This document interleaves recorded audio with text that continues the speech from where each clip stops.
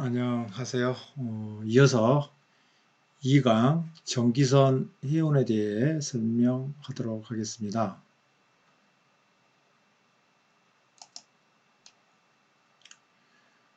전기선 라이너는 특정한 항로를 미리 정해진 운항 일정표 스케줄드 데이터에 의해서 규칙적으로 반복 운항하는 선박을 말합니다.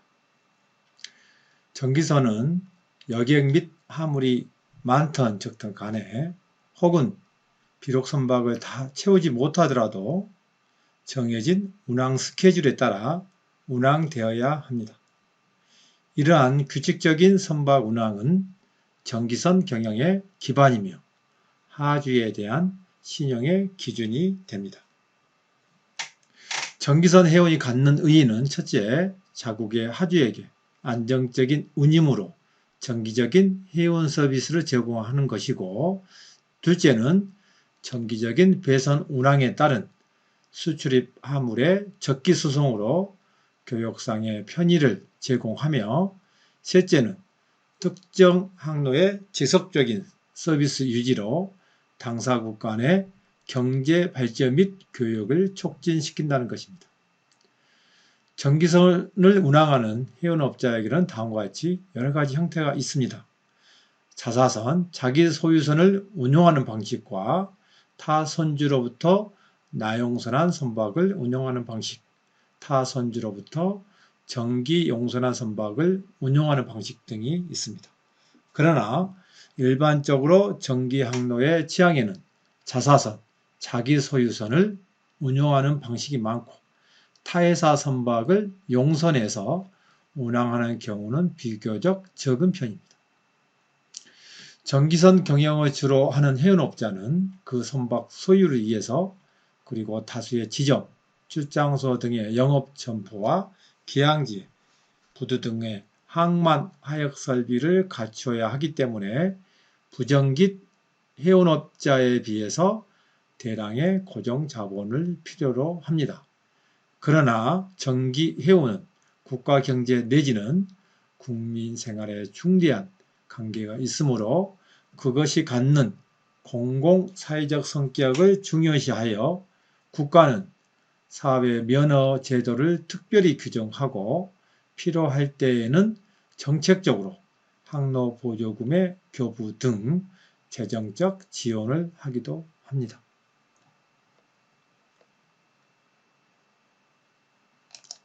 다음은 해상 운송 계약에 대해서 살펴보도록 하겠습니다. 해상 운송 계약 Contract of Carriage SE이라 함은 해상에서 선박에 의해 여객이나 화물의 운송을 인수하는 계약으로서 그 운송 목적의 종류에 따라 화물 운송 계약과 여객 운송 계약으로 나누어지고, 또 화물 운송 계약은 그 운송의 방법에 따라 개품 운송 계약, 전기선과 용선 계약, 부전기선으로 분류됩니다.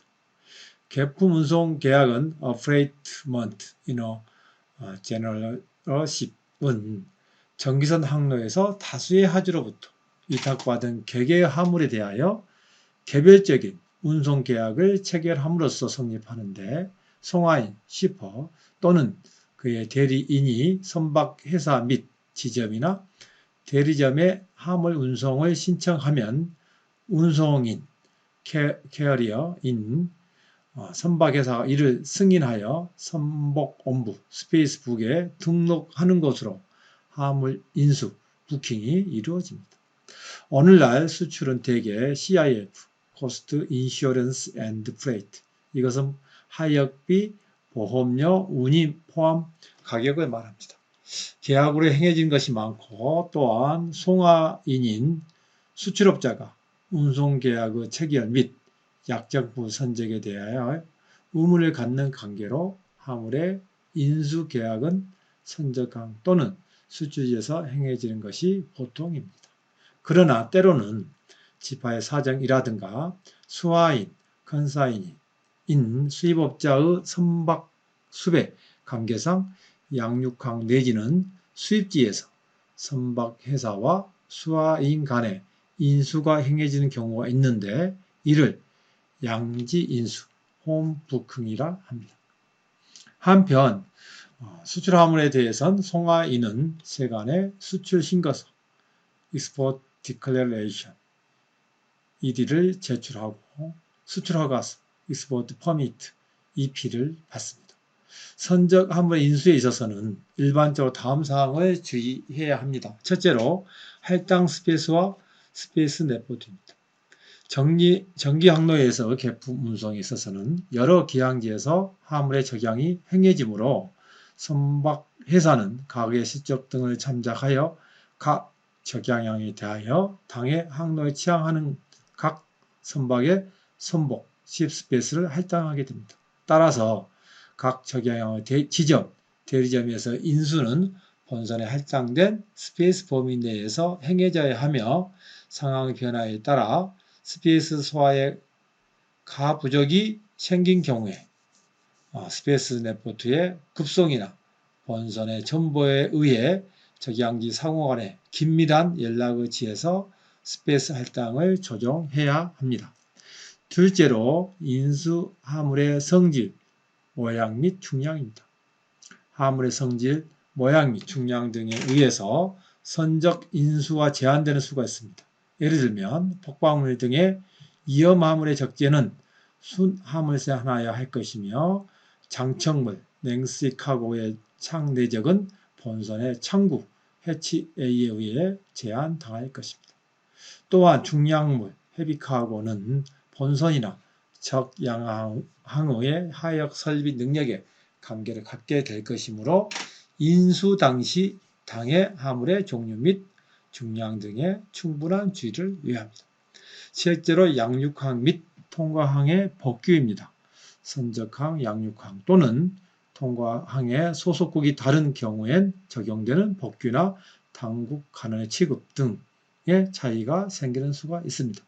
예를 들면 화물의 종류에 따라서는 선적항에서는 하등에 지장이 없으나 양육항의 법규에 의하여 양육 금지 취급을 받는 수도 있으며 특히 아편 같은 특수화물은 적재한 선박에 입항이 금지되거나 제한당하는 경우가 있으므로 화물의 인수에 관계되는 각 항의 법규와 취급 방법을 알아둘 필요가 있는 것입니다.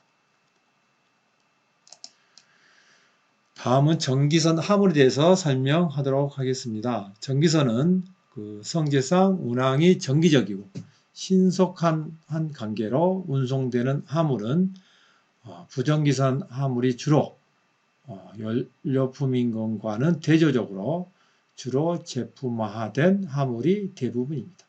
즉 대체로 다음과 같이 그 종류를 구별하고 있습니다. 첫째로 일반 화물에 대해서 제너럴 카고 GC에 대해서 설명하도록 하겠습니다.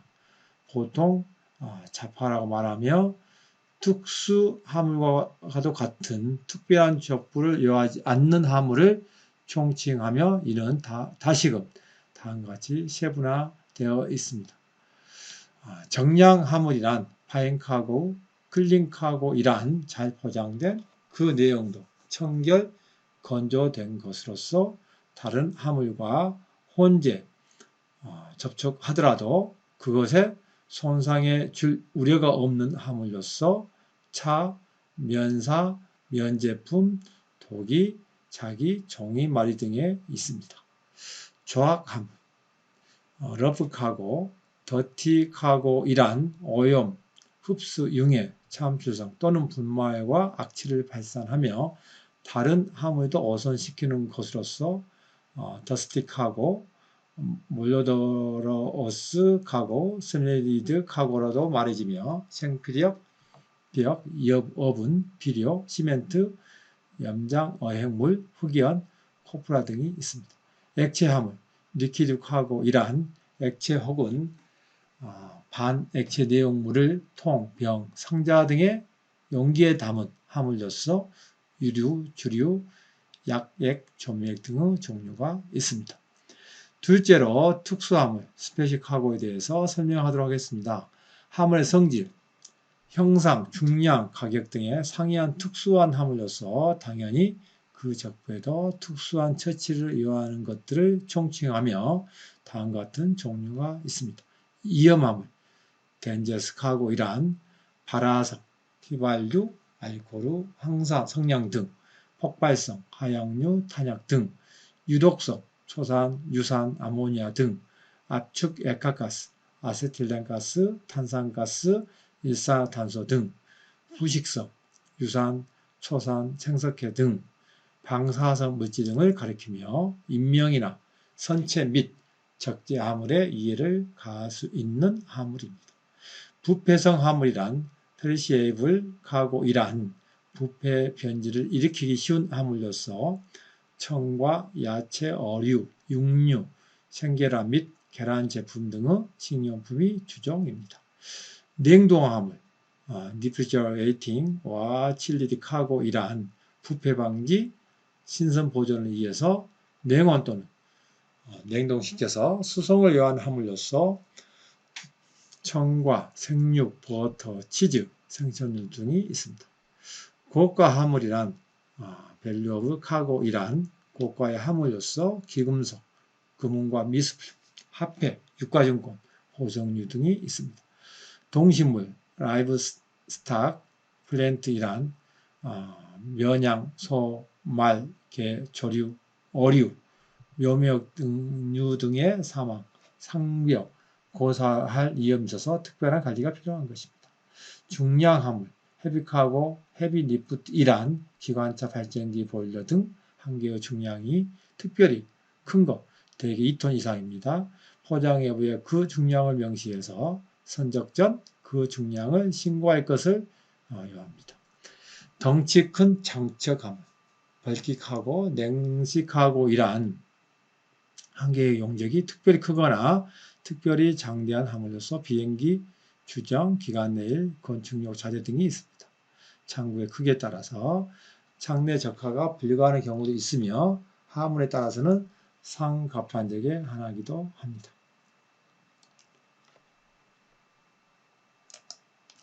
그 밖에도 전기선 화물 적부 상태에 따라서 창내함, 언더데크하고 갑판적 화물, 언데크하고 등 나누고 포장 상태에 따라 포장 화물, 패키드 카고, 무포장 화물, 언패키드 카고, 네키드 카고, 살적 화물, 벌크 카고로 분류하기도 하는데 전기선의 주요 화물은 거의 포장 화물인 경우가 많습니다.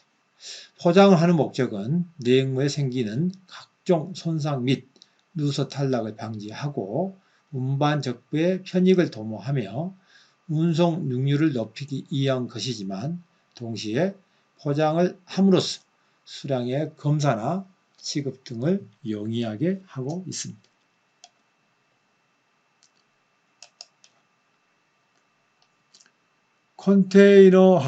컨테이너화 제이선이란 화물의 단위화를 통해서 운송 체제상의 혁신을 가져온 컨테이너 운송, 컨테이너 트랜스포트과 관련되어 이루어지는 일관 수송 체제를 통틀어서 일컫는 말입니다. 컨테이너 운송, 컨테이너 트랜스포트이란 일정한 규격을 가진 컨테이너통, 컨테이너 밴에 화물을 내적한 채로 기계적 하역 장치로 적양되고 또 컨테이너 전용선에 의해서 운송되는 것을 말합니다. 컨테이너란 원래 물건을 담는 용기라는 말인데 컨테이너 안전 운송 국제조약에서는 다음과 같이 정의하고 있습니다. 컨테이너란 수송 용기로서 영구적 특성을 갖고 따라서 대풀에 사용하게 적정하며 두 번째로 화물 재적재 없이 운송의 편의, 촉진을 위하여 특별히 고안된 것입니다. 컨테이너 운송이 국제 항로에 처음으로 등장하게 된 것은 1966년 미국의 시랜드 서비스사가 일반 화물선을 개조한 선박에 200여 개의 컨테이너를 싣고 뉴욕 유럽 항로에 최초로 취항시키면서부터입니다. 그 후 컨테이너 운송 방식은 비약적으로 발전하여 오늘날 세계 주요 전기선 항로에서 컨테이너선들이 그 주축을 이루고 있습니다. 2022년 현재 24,000톤급 이상의 컨테이너 선박이 운항되고 있으며 이들 선박이 주요 간선 항로의 주력 선형이 될 것으로 전망됩니다. 또한 장기적으로 3만 티급 초대형선의 출현도 예측됩니다. 전 세계적으로 컨테이너선이 초대형화되면서 이른바 컨테이너제이션의 시대를 맞이하게 된 것입니다.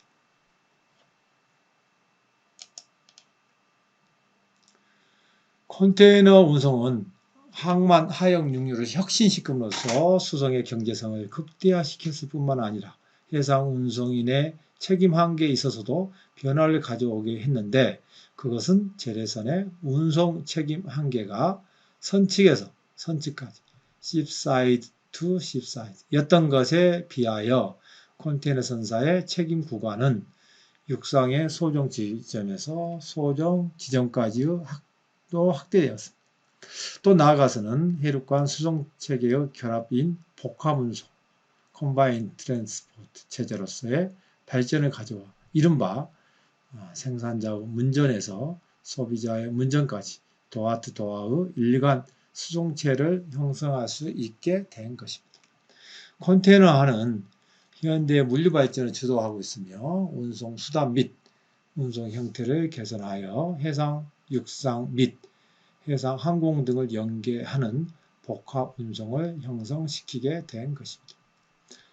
컨테이너화를 통해서 추구되는 이점은 신속성과 경제성 그리고 안전성이라 요약할 수 있는데, 그 구체적인 특성은 다음과 같습니다. 첫째로 컨테이너 터미널에서의 하역 방식이 고도화로 기계화됨에 따라 대량의 컨테이너를 일시에 처리할 수 있게 되어 선박의 접안 시간과 정박 기간을 크게 단축시켰고, 이는 선박의 해양 속도와 가동률을 증진시키게 되었습니다.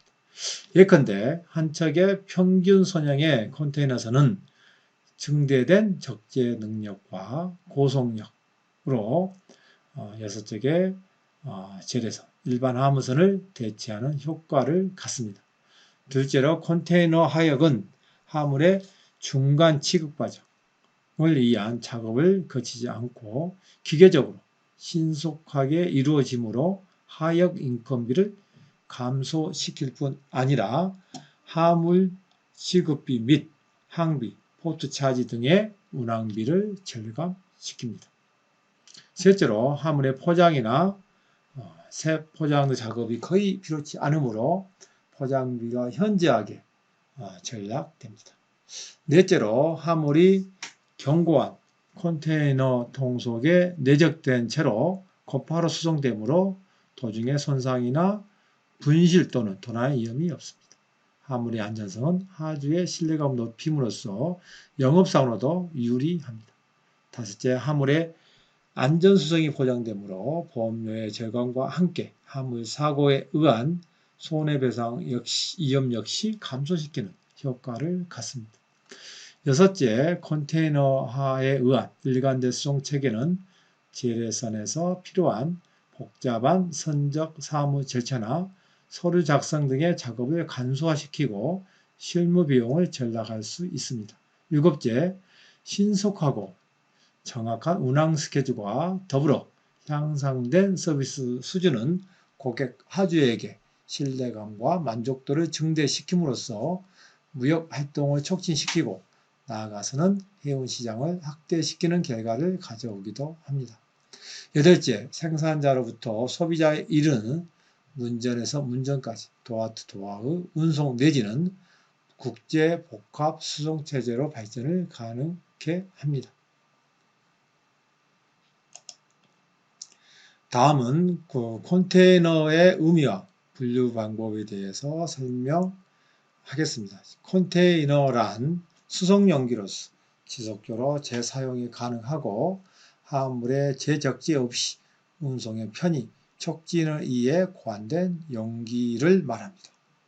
첫째로 크기에 따른 분류입니다. 현재 해상 운송에 사용되고 있는 컨테이너 통은 20피트짜리와 40피트짜리, 그리고 40비트 하이 큐비트 수로 사용되고 있는데 국제적으로 유통되고 있는 컨테이너는 국제표준화기구 ISO 표준 규격을 사용하도록 공고되고 있습니다. 이 중에서 20비트 컨테이너를 TEU, 20 Foot Equivalent Unit라고 하여 물동량 산출을 이해한 표준적인 단위로 삼고 있으며 이 단위는 컨테이너 선박의 적재 능력의 표시 기준이 되고 있습니다. 40피트 컨테이너에 대해서는 FEU, 40 Foot Equivalent Unit라고 합니다. 둘째로 재질에 따른 분류입니다. 첫째 컨테이너, 스틸 컨테이너이란 제조 원가가 저렴하여 대부분의 컨테이너가 이에 속하나 무겁고 녹이 쓰는 단점이 있습니다. 알루미늄 컨테이너이란 가볍고 애간이 아름다우며 내구성이 좋은 장점이 있으나 제조 원가가 비싼 것이 흠입니다. 강화 플라스틱 컨테이너이란 FIP를 합판 표면에 접착제로 붙인 컨테이너입니다.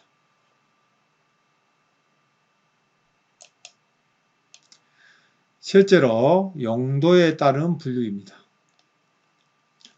건 컨테이너이란 드라이 컨테이너이란 액체 화물의 이의 온도 조절을 필요로 하지 않는 일반 잡화 수송하는 가장 보편적인 컨테이너로서 대부분의 컨테이너가 이에 속합니다. 전후 방향의 한쪽 끝에는 2개의 도구가 있고 각도는 270도 정도 개폐가 가능합니다. 대상 화물이 드라이 카고이므로 도 주위에는 합성 고무 일정 정도 포장되어 있어 내장 화물을 비, 바람으로부터 보호할 수 있습니다. 배고 컨테이너, 하이 큐브 컨테이너이란 보통 IS 규격 컨테이너 그 높이가 8비트 6인치이지만 그보다도 높이가 1비트 높은 9비트 6인치짜리 컨테이너도 있습니다. 이러한 컨테이너를 하이 큐브 컨테이너라고 합니다. 보통 20비트형보다는 40비트형 컨테이너에 하이 큐브형이 많으며 별명으로 전보 컨테이너라고 부르기도 합니다. 하이 큐브 컨테이너는 높이가 높아서 나라에 따라서는 육상 도로 통행에 제한을 받기도 합니다. 냉동 컨테이너, 디퍼 컨테이너, 프로즌 프로덕트 컨테이너이란 국제 대형 컨테이너 경우 냉각 장치 설비 방식에 따라 펼치식과 내장식 냉동 컨테이너의 두 종류로 분류됩니다. 냉동 컨테이너는 냉동 유니트를 작동시켜서 플러스 26도에서 마이너스 26도씨까지 온도를 조절할 수 있고 냉각 방식에는 순행식, 창내 적재식과 공냉식 갑판적이 있습니다. 이처럼 냉동 컨테이너는 특별한 장치가 필요하며 규정된 스페이스 이외에는 적치할 수가 없습니다. 건 컨테이너 다음으로 수요가 많습니다.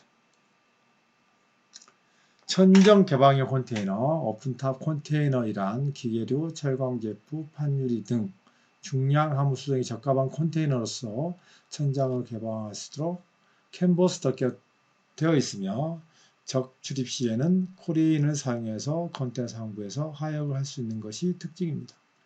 플랫 네크 컨테이너란 플랫폼 컨테이너이라고도 하는데 드라이 컨테이너 천장과 좌우 측벽을 제거한 모양으로서 양단 벽까지도 떼었다 붙였다 할 수 있어 바닥과 내 구석에 기둥만의 형태가 되기도 합니다. 전후 좌우 그리고 위로부터 하역도 할 수 있는 것이 특징입니다. 기계류, 강제, 목재 등 비교적 무겁고 흔들리더라도 지장이 없는 화물의 수송에 적합하며 지게차로도 하역할 수 있어 의외로 이용도가 높습니다. 탱크 컨테이너이란 액체 화물의 해상 수송용 용기로서 일반 건 화물용 컨테이너 같은 방식으로 하역 작업을 하기 위해 일반 컨테이너와 같은 사양의 용기 내에 원체형의 용기를 설치한 것입니다. 술, 유류, 화학물질 등 이염 및 비이염 액체 화물 운송에 사용되며 가열을 위한 장비가 부착된 것도 있습니다.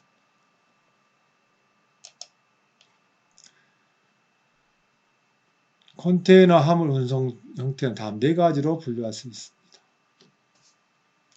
CI to CI, FCL to FCL, 도화 to 도화. 이란 생산자나 수출업자의 공장 또는 창고에서 화물을 적입한 컨테이너를 그대로 소비자나 수입업자의 창고까지 운송하는 일간 수송 방식입니다. 컨테이너 하나에 가득 채울 수 있는 충만함을 풀 컨테이너 노드, FCL 카고인 경우 운송 도중 컨테이너의 개폐와 같은 중간 취급 과정이 없이 컨테이너하의 장점을 최대한으로 이용한 것이라고 할 수 있습니다. CF to CFS, ACL to ACL, Peer to Peer 이란 선적항의 CFS에서 컨테이너의 화물 혼재 적입하여 선적하고 목적지에 도착 후 역시 CFS에서 컨테이너를 개봉해서 화물을 인출, 분류하여 여러 수화인, 수입업자에게 인도하는 방식입니다. 컨테이너 하나를 가득 채우지 못하는 소량의 혼재함, less than 컨테이너 노드, ACL 카고에 대하여 혼재 업무를 행하는 혼재업자, 컨솔리데이터가 주로 프레이트 포워더 또는 MVOCC들이기 때문에 이를 포워더 컨솔리데이션이라고 합니다.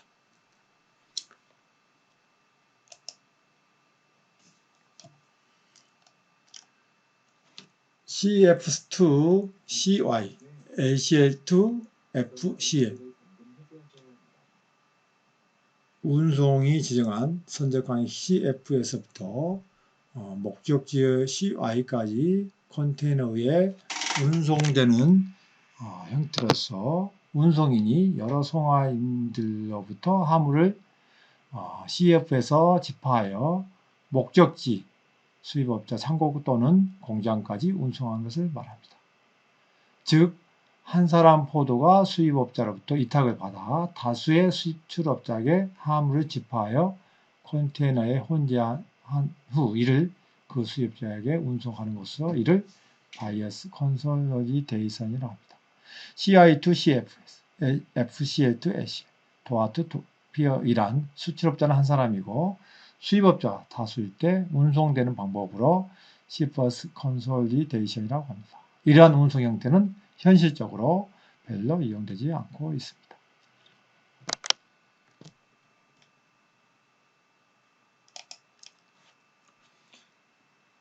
컨테이너 다음에 기본 구조에 대해서 설명하겠습니다. 선석이란 선박이 접안에서 화물을 하역 작업할 수 있게 만들어진 접안 장소를 말합니다. 보통 선박 한 척을 직접 정박시키는 설비가 있어야 합니다. 컨테이너 야드이란 컨테이너 터미널 일부로서 컨테이너 화물의 수도, 보관, 이동, 하역 등의 이론적 작업이 가능하도록 모든 준비와 시설 및 기기가 갖춰진 장소를 말합니다. 마살링 야드란 에이프론이 근접한 장소로 이제 곧 적재할 컨테이너나 방금 전에 양육한 컨테이너를 정렬 및 보관 장소를 말합니다. 스토레이지 야드란 컨테이너 직접 보관 및 장착 장소입니다. 바둑과처럼 눈금의 한 개가 거저 앞으로 거저 있으며 동시에 야드 트랙터 장비들의 이동로를 표시하는 트랙 레인이 도색되어 있습니다. 장비들의 상호 간섭이 최소화되도록 한적 화물, 수출 화물, 수입 화물 등의 화물의 성격에 따라 스택열을 달리 구분하고 있습니다.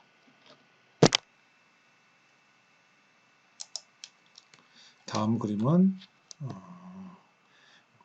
컨테이너 프레이트 스테이션이란 컨테이너 한 개 채울 수 없는 소량 화물, LCL 가구를 다수 하주로부터 모아서 컨테이너에 적입하거나 인출하는 작업을 하는 장소로 또 보통 컨테이너 야드에 인접해 있습니다. A4로 이란 암벽에 접한 부분은 일정 폭을 가진 하역 작업을 위한 공간을 의미합니다.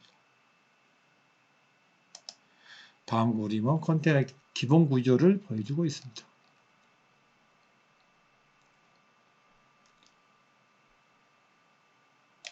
다음 도표는 컨테이너와 화물의 선적, 양육 경우를 보여주고 있습니다. 선적이란 shipping이란 CI 운영자 및 CF 운영자는 콘텐츠 화물을 수취하고 부두 수취증을 발행합니다. DR은 재래선에서 MR에 해당하는 성격을 갖습니다. 컨테이너 운송에 있어서 선사의 책임은 CI 또는 CF에서 화물을 수취한 때부터 시작되므로 DR 발행은 선박회사의 책임식이 나타나 볼 수 있습니다. DR의 교부받은 송화인은 선사의 운임 및 재비용 지불하고 선화증권을 발급받아 은행에 내고합니다. 양육이란 본선 양육항에 도착하기 전에 CI에서는 본선 및 선박회사 대리점 등으로부터 선적 관계서를 받게 되어 선사 지점 및 대리점은 본선에 도착 예정 통보를 수화인 또는 통째에 통지합니다.